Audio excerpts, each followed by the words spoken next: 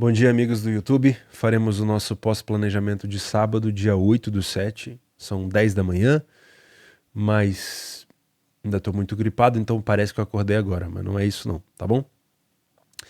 Falaremos com predominância do Campeonato Brasileiro, mas alguns outros jogos aparecem por aqui também no nosso pós-jogo. Às 6 horas da manhã, o Yokohama ficou no 2-2 com o Nagoya. Era um jogo com expectativa de gols, porque por mais que o Yokohama seja hoje o líder da competição, o Nagoya também era um time forte e o Yokohama é um time que sofre muito gol, tá? Foram 23 gols sofridos em 20 jogos. Isso para uma equipe líder do campeonato é uma situação um pouco temerária. Então sempre que eu vou fazer alguma coisa no Yokohama, eu considero muito isso, tá? A trinca dos jogos da Finlândia, que eu sempre falo, Helsinki, KuPS e SJK, somente o SJK venceu. O Helsinki e o KuPS perderam. O KuPS teve um jogador expulso logo no início. Não tinha traçado nada a favor deles, até porque eu descartei junto com vocês já a possibilidade de trabalhar jogos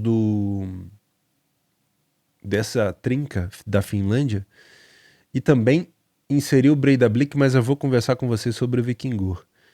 Tirei, descartei em relação a trabalhar a favor e eu tô trazendo mais como uma ideia em alguns jogos para gols, tá? Por quê? Porque a gente tem uma pausa europeia que vai aí durar pelo menos mais uns 19 dias, no mínimo. E é muito comum que a gente pegue uma grade fraca e tente se abraçar em competições que a gente não tem tanto conhecimento e em cima dos líderes. Mas nem sempre, deixa eu beber um pouquinho de água, nem sempre essas equipes elas oferecem pra gente um destaque defensivo decente. Ou seja, são equipes que estão na liderança muito mais por produzir mais gols que os adversários do que propriamente do que sofrer menos. Então, às vezes, são jogos 4-3, 3-2, 2-1. São equipes que estão sempre fornecendo oportunidade. Isso, para quem trabalha a favor, num cenário europeu como nós, é complicado, porque no cenário europeu que eu digo, competições europeias, porque a gente vem com a mesma expectativa para cá, porque é o líder, e a gente acaba se deparando com equipes que não fornecem tanta segurança defensiva. Então a gente tem que tomar muito cuidado com isso e não ir só na análise rasa, que é tabela. Tabela é a coisa mais rasa que tem, principalmente para você que trabalha pré-live. Se você é um punter, cara, você não vai bater linha analisando só a tabela. Esquece. Você tem que ter um pouco a mais. Você tem que ser também um pouquinho de live, né? Trazer um pouquinho do ao vivo para conhecer a característica da equipe. Se você faz uma equipe, por exemplo, o Awali. Se você faz o Awali há um mês, só no pré-live, você não conhece as características específicas do Awali ainda. Você tem que abrir uma stream. Você tem que ver um pós-jogo, você tem que tentar entender um pouco mais como essa equipe se comporta antes de marcar, quando está sendo pressionada. Se é uma equipe que contra-ataca, se é uma equipe que consegue criar situação de perigo pelo alto, se é uma equipe que quando tem uma defesa fechada, é uma equipe que consegue tabelar e penetrar na área do adversário. Tudo isso vai fazer diferença para quando você for traçar a linha pré-live nos próximos jogos. Porque, cara, se você ficar só... Quando eu falo, cara, óbvio que eu tô falando aqui pra todo mundo, eu sei que tem muitas mulheres que me acompanham. Você não pode ficar só no raso. Porque o pré-live é uma briga de foice. Todo mundo tem muita informação. E as casas de apostas, na hora de traçarem as linhas, elas sempre vão ter mais informação que você. Então, o futuro do pré-live, ele tá muito incumbido no conhecimento do live. Eu sou trader, eu trabalho ao vivo, mas eu cada vez mais aqui no BDM, no YouTube, eu tenho tentado ajudar quem também trabalha pré-live e tenho tentado melhorar.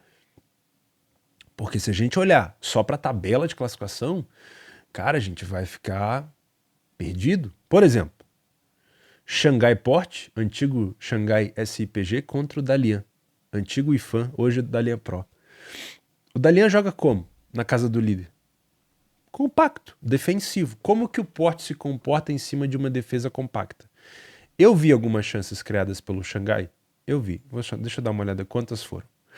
2 grandes chances. Deve ter sido uma do gol e uma outra.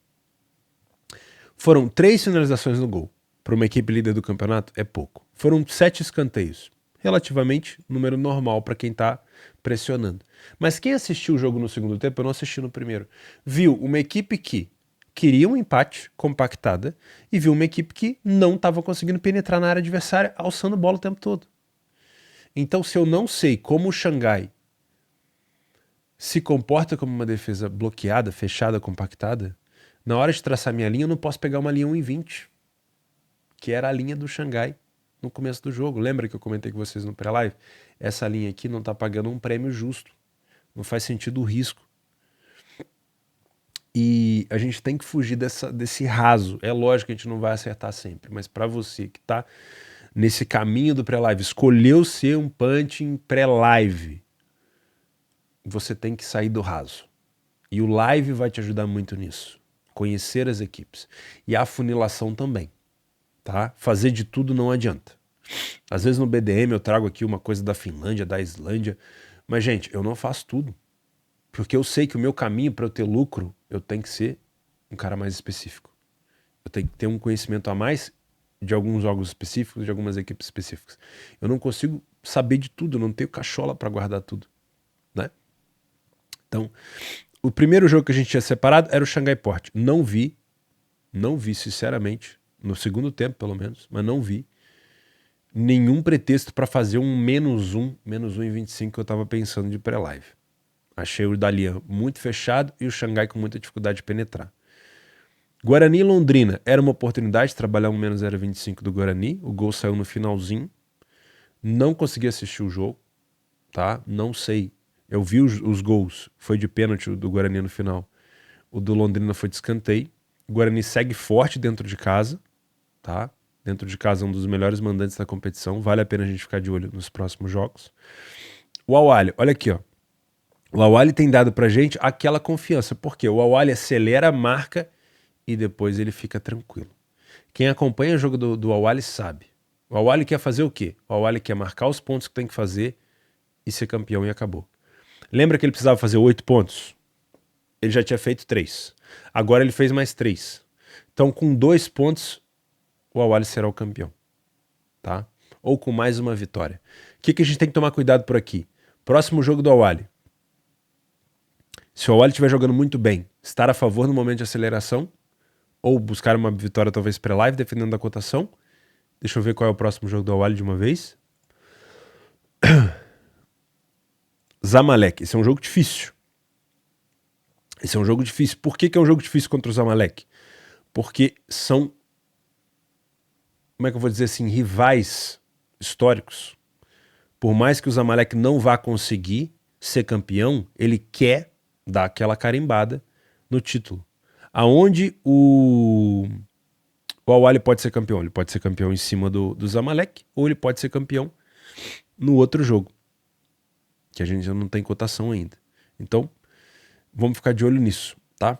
O Awali é uma equipe que, para quem conhece, sabe, ele acelera e depois ele, vamos dizer assim, administra o resultado. Não é uma equipe de goleada o tempo todo, tá? Keflavik e Vikingur. Esse é o time que eu queria conversar com vocês. Muito provavelmente eu vou trazer o Vikingur para a mesma lista do Breiðablik, do KuPS, do Helsinki, do SJK e assim por diante. Por quê? É uma equipe que fornece muita chance para o adversário. Olha aqui de novo, ó. Líder contra o Lanterna. Ah, mas o Vikingur não tinha tomado tanto gol ainda na competição. Beleza, faz sentido. Porém, em 7 jogos, agora ele já tomou 7 gols. É uma equipe que tem fornecido oportunidade. Dá para talvez filtrar e observar um próximo jogo do Vikingur para ver se vai se repetir isso? Dá, mas quando a gente pega um líder que vai jogar contra o Lanterna e a gente cria uma expectativa demais de que ele não vai ceder oportunidade, que ele vai matar o jogo, ele não pode tomar o primeiro gol, virar o jogo e depois tomar uma revirada. Um líder do campeonato vencendo por 2-1, tomar um 3-2 da Lanterna. Isso quer dizer o quê? Que é uma equipe muito forte ofensivamente, mas que cede oportunidade defensiva. Às vezes, nos outros jogos, ele não tenha tomado gol, ou não tenha tomado tanto gol, porque o adversário teve mais receio do fato dele ser líder e se compactou. O Keflavik não fez isso, ele foi para cima, com o apoio da torcida. Então, É mais um time para eu talvez colocar um asterisco e marcar como opção de, olha, se a grade é fraca, talvez é um jogo para gols e não um jogo para estar a favor. Tá bom? É um time que eu não posso ficar só no raso da liderança da tabela. Mas não sei se eu estou sendo muito radical ao já tirá-lo da minha opção de trabalho a favor. Talvez para a próxima, tá? Deixa eu só falar do argentino antes de a gente falar do brasileiro. Estudiantes e Racing, São Lourenço e River, 0x0 os dois. Não me surpreende. Depois do que a gente viu da Argentina nesses últimos dias, um campeonato extremamente under, não me surpreendeu. Não fiz nada a favor deles aqui. O São Lourenço, ele poderia ter sido um pouco mais kamikaze para tentar tirar do River alguma vantagem. Pelo contrário, né? O River se manteve na liderança, se manteve com a mesma distância aqui do São Lourenço. O Tajeres ainda joga, pode se aproximar, mas mesmo assim acho muito difícil alguém tirar esse título do River Plate. Mais um jogador expulso do São Lourenço, não é a primeira vez, mas ainda bem que eu não me envolvi aqui em relação a gols, porque o campeonato argentino realmente tem decepcionado nisso. Na verdade, o campeonato argentino é um campeonato under, né? A gente é que fica com essa falta de Alemanha e fica buscando gols em alguns outros lugares. Vasco e Cruzeiro, não consegui acompanhar, mas vi muita superioridade do Vasco no segundo tempo. Qual que é o grande perigo desse tipo de jogo aqui? O Cruzeiro é uma equipe que sabe se defender. E o Cruzeiro é uma equipe que contra-ataca. Então, muito provavelmente, no segundo tempo, ó, eu tive mais finalizações do Cruzeiro, eu tive o mesmo número de escanteios, o mesmo número de grandes chances criadas e menos posse de bola. Então, quando você olha um gráfico desse, você tem a entender, né, de que o Cruzeiro ele foi dominado ao ponto do Vasco quase empatar o jogo. Sinceramente, essa é uma das piores entradas para se buscar recuperação de resultado. Por quê? O mercado, muito provavelmente, como o Cruzeiro começou como não favorito, ele tinha que descer, não era conta-gota, ele ia descer um pouquinho mais rápido ao passar do tempo. Cada ataque do Vasco você ia ter uma perda muito grande se eu tivesse contra o Cruzeiro, e o Cruzeiro estava criando situação de contra-ataque devido ao desespero do Vasco, e isso é prejudicial. Então, se eu tivesse, por exemplo, se eu tivesse pego o gol de falta do Cruzeiro, que nem era tão 10 em 10 assim, tá? Foi uma bola meio lateral. Eu só teria entrado contra o Cruzeiro no finalzinho mesmo, quando o mercado tivesse estabilizado. Talvez nem entrasse. Então, é uma situação perigosa, tá? Se o time tá te criando contra-ataque, talvez seja melhor você buscar um over limite, mesmo que não saia, do que se expor no match odds. Porque se sair um gol do Cruzeiro, você tava de um lado só, aí você não pega, né? Então, isso aqui me lembra muito a situação de Alemanha. Um time desesperado, perdendo o placar, perdendo o jogo, atrás do placar, vindo para cima, o outro time tendo contra-ataque. Então, às vezes, uma recuperação de resultado aqui, ela vai ter que te pagar muito bem para compensar, ou vai ser melhor você trabalhar o over limite. Cuiabá e Bahia eu não assisti, teve um pênalti estranho aqui pro Cuiabá, a gente não, pelo menos na narração eu vi que a narradora nem tinha se tocado que tinha sido pênalti. E depois um gol contra do Bahia numa acelerada. Lembrando, o fato do Cuiabá ter vencido o Santos por 3-0 não faz o Cuiabá um super time. Lembra que tinha sido a primeira vitória do Cuiabá apenas dentro de casa. Então, eu tava até aqui um rapaz veio mexer na luz aqui no sítio e perguntou, pô, Theo, eles adoram fazer combinadas, né? O negócio de múltipla virou febre. Botei vitória do Cuiabá porque o Cuiabá agora acelerou. Falei, olha, quem sou eu para te falar alguma coisa, mas o Cuiabá, a maior vitória da história do Cuiabá na Série A foi contra o Santos, 3-0. Cuiabá, o foco do Cuiabá é se manter na Série A.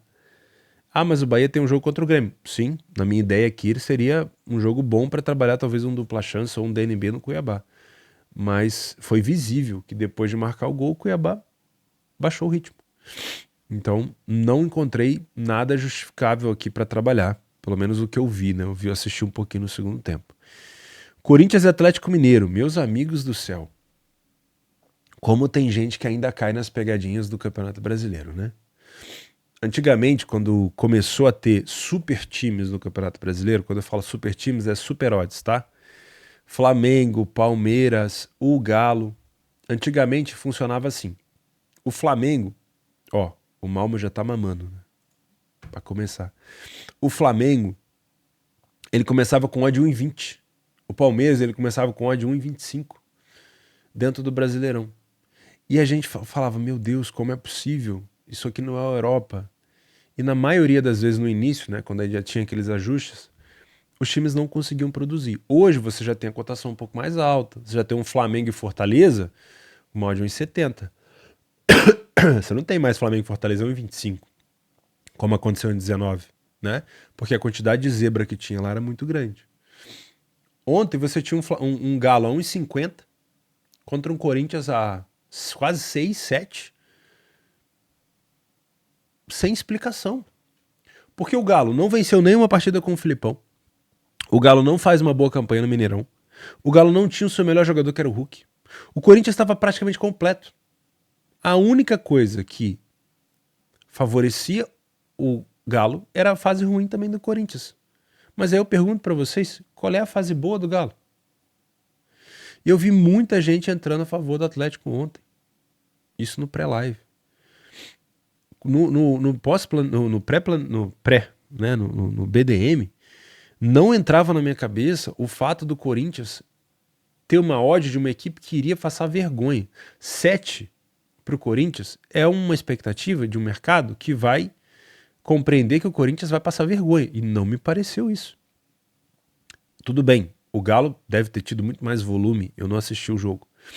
Mas não me surpreendeu a vitória do Corinthians aqui. Até imaginava um empate, tá? Mas não me surpreendeu a vitória do Corinthians. Agora, uma coisa tem que ser dita. Lembra das anotações que a gente fez? Eu nem lembro se eu tenho essa anotação aqui. Deixa eu ver se eu consigo pegar no Notion. As anotações que a gente fez em relação ao Atlético Mineiro. Mas não foram boas. Você lembra, né? Deixa eu ver se eu consigo pegar aqui no YouTube.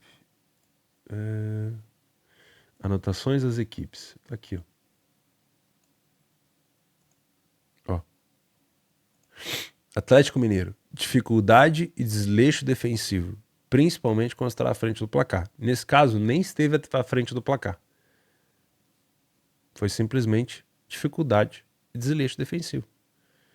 O time com o Filipão, ele tinha talvez uma expectativa de melhorar o seu aspecto defensivo. E até agora, não. Vem tomando gol em praticamente todos os jogos. Ó, sequência da equipe. O Galo sofreu gol nos últimos 5 jogos seguidos e não vence as 5 partidas. Vinha sendo ambas marcam nas últimas 5 de 5.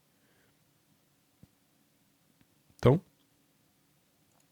qual que é a grande pegadinha? É você pegar um time que joga dentro de casa uma cotação baixa, que não tá numa fase boa, mas a galera quer enfiar camisa ou quer enfiar que o adversário tá numa fase ruim. O Corinthians, ele vai ter um confronto agora, no meio da semana, pelo playoff da Sul-Americana. O América também vai ter. Mas era um Corinthians muito ameaçado. Questão do Luan, invasão lá pra bater no Luan, jogadores com salário atrasado. Isso junta o grupo. Então a gente tem que olhar um pouco o quê? Fora do raso. Muito cuidado. Para você que quer bater linha, que quer ser um punter. Perdão. Sai do raso. Sai do raso. Tá bom? Sai do raso. Curitiba e América. O América saiu na frente, sentou no resultado. Curitiba conseguiu a virada. Foi uma bela virada e uma bela vitória do Curitiba. O Curitiba já saiu da lanterna, já empurrou o América para a lanterna. E o Curitiba agora está a 3 pontos do Bahia fora da zona de rebaixamento.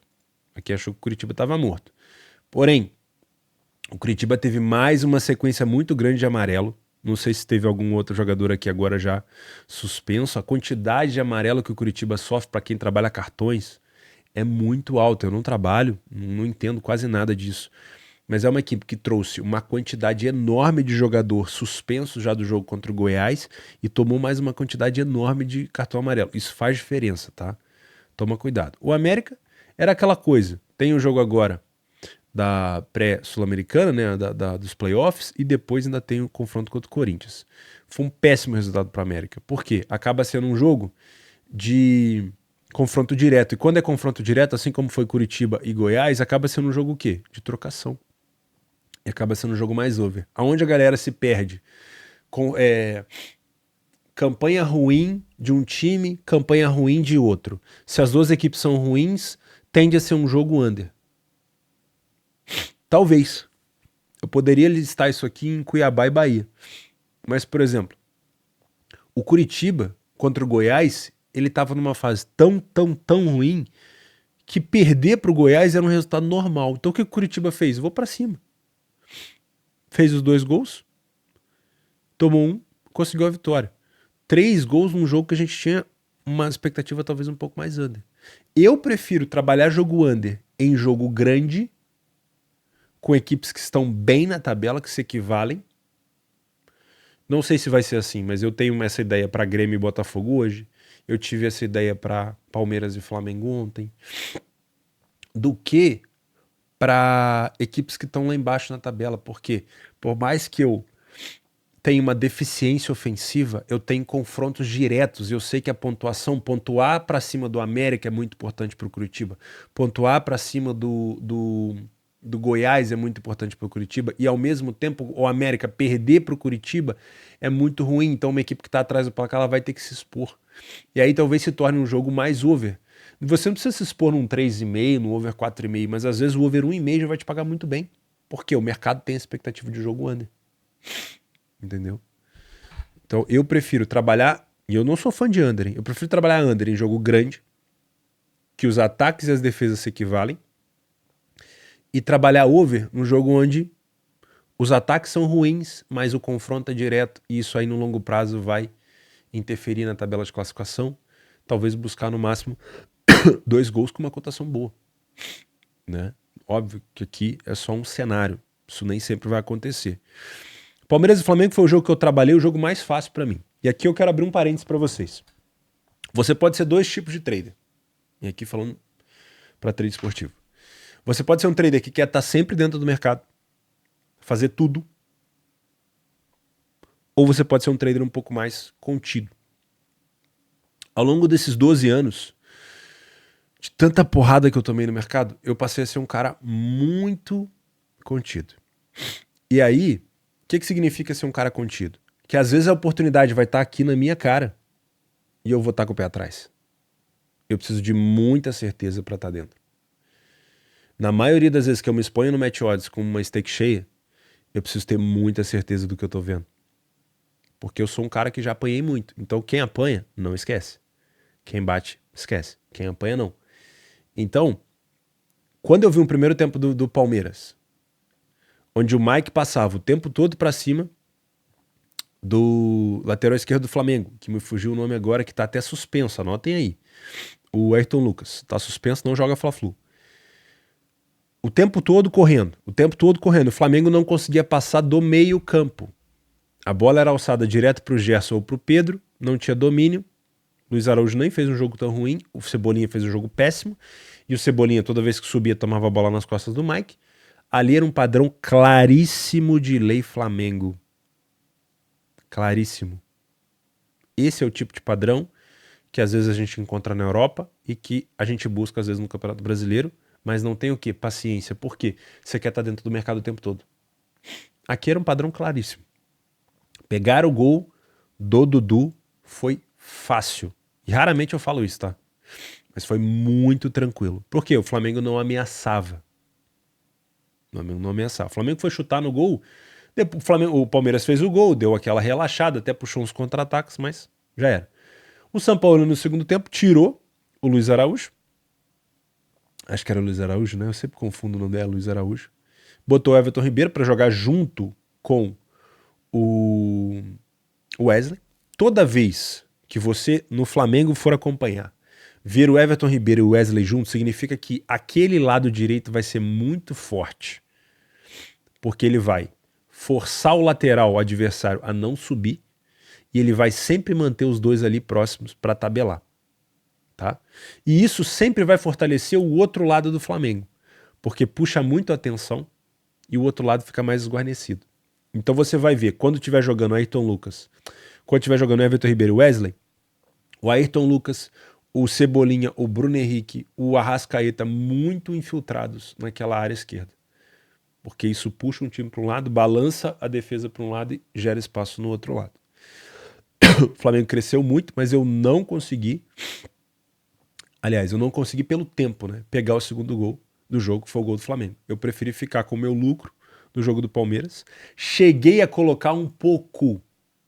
E aí é recuperação de resultado, né? De estratégias diferentes. Na virada do Flamengo, teve uma grandíssima oportunidade de contra-ataque do Everton Ribeiro numa roubada de bola parada que o Palmeiras errou. Ele errou o passe. E depois o Flamengo não foi mais ao ataque. O Flamengo escolheu um pouco mais se segurar. O gol do Flamengo, ele estava cantado. Só que quando é no segundo tempo, você tem que dosar expectativa de quanto de prejuízo você pode ter. Aí vai método de cada um, eu não tô aqui pra cagar regra. Mas o primeiro tempo, que era onde a gente não tinha o fator tempo influenciando, foi um padrão claríssimo aqui de ler o Flamengo para pegar o primeiro gol do Palmeiras. O segundo tempo dava para você ter pego o gol do Flamengo? Dava, porque o Flamengo deu sinal, o Palmeiras recuou, o Flamengo estava criando bastante, só que vai passando o tempo, cada um tem a sua estratégia, tem gente que já não gosta de deixar correr. Eu estava um pouquinho a favor do Flamengo, se tivesse virado ia ter pago bacana, mas eu não quis me expor com mais dinheiro contra o Palmeiras, porque já estava muito no final do jogo. Tá? Se fosse uma pressão do Flamengo, o gol não tivesse saído ali aos 81, tivesse saído aos 90 e fosse uma pressão extrema do Flamengo nos minutos finais, talvez ali colocaria uma moeda. Mas nesse tipo de cenário, onde houve uma desaceleração, depois acelerou de novo, a gente tem um pouco de dificuldade. Então eu preferi ficar só com esse gol cheio aqui que eu peguei no primeiro tempo, que foi um gol bem tranquilo. De novo, equipes que se equiparam. Mercado que cria expectativa over. Para mim era um jogo mais truncado, né? Mensagem de celular, deixa eu tirar aqui. E agora, passando rapidinho no que a gente tinha planejado pré-jogo, né? O Al-Ahly venceu o Al-Ittihad. Computei odd de 1,44, que era a odd que tinha. O Guarani venceu o Londrina, também era uma cotação de 0,25 com 54. O Viking Reykjavik, prejuízo, 3-3. Talvez se eu tivesse trazido um jogo para gols, teria sido melhor. Corinthians Atlético Mineiro, mais 1,5 do Corinthians pagando 1,47. Isso aqui para mim realmente não existia. Corinthians poder perder aqui por um gol de diferença, você ainda conseguir ganhar metade, é muita coisa. Flamengo e Palmeiras, o mais 0,75 do Flamengo também foi acertado. E o under 3,5 do Flamengo a 1,40. Olha isso. Um under 3,5 a 1,40. Num jogo entre Flamengo e Palmeiras, o mercado tinha muita expectativa de gol. Mas as defesas também se equiparam, né? Em algum momento essas equipes às vezes esperam e preferem não se expor tanto do que dar tanto espaço. Mas foi isso. Tô numa trocação aqui de anotações, eu tô numa trocação terrível, né? Aí continuo aqui com 10,5 unidades nesse tempo que a gente tá anotando, mas desde o mês, desde o dia 1º aqui, olha só, que curioso. Desde o dia 1º até hoje, dia 8, 0,81 unidades. Aí ganha, aí perde, aí ganha, aí perde. Tô falando pra vocês, o pré-live, ele não é de Deus não, cara. Ele é muito difícil.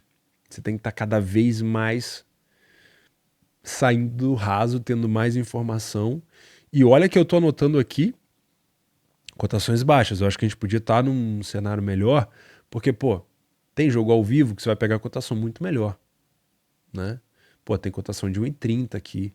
E eu detesto esse tipo de cotação. Tô anotando mesmo só pra ter uma honestidade do que eu tô falando com vocês. E a gente já começou, ó, com o Malmo perdendo. Já tem vitória do Malmo ali. Não tem? Ó, vitória do favorito a 1,30. 1,30. O Malmo crescendo aqui nos minutos. Vamos ver como é que vai ser. Amanhã a gente conversa. Hoje eu passei um pouquinho do ponto, mas eu gosto. Eu gosto disso. Eu acho que essa proximidade entre nós vai ser boa para os dois, tá? Sempre que possível eu vou puxar a orelha de vocês e vocês puxem a minha, pra gente poder evoluir. Um abraço, fica com Deus.